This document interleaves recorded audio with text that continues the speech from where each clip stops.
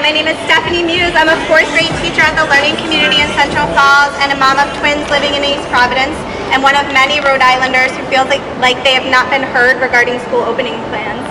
I moderate a group of 13,000 Rhode Islanders who have organized over the last 3 weeks to raise concerns and questions about Rhode Island's quest to reopen schools in just 31 days. I won't pretend to speak for every school staff member, family, or student, but Governor Raimondo, I will respectfully say that at this point, I think as a group we've heard and processed more public feedback on the topic than you. We are anxious parents who have read all 3 scenarios for our children's schools multiple times. We are teachers and school staff from underpaid and understaffed school districts who have spent our summer unpaid helping to create the 3 reopening scenarios for our own schools. We are not misinformed. We are concerned. From full return to partial in-person to limited in-person to full virtual learning, plans for fall range from unsafe to underfunded to untenable to developmentally inappropriate to impossible to implement in just 31 days. Concerns raised range from inadequate ventilation in school buildings across the state to the impossible job of being a parent in one district and a teacher in another with conflicting hybrid schedules. What are the protocols when, not if we have learned anything from watching camps and sports teams open across the United States, but when? What are the protocols when a positive case presents in our schools? Who will quarantine? For how long? We ask to be heard. We ask for due diligence.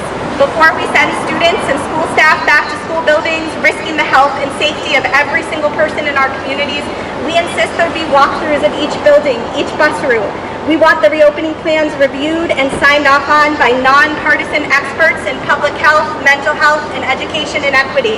And honestly, if we really want to get back to school as a nation, as a state, as a community, we will heed the advice of health professionals warning us to hit the reset button and shut back down.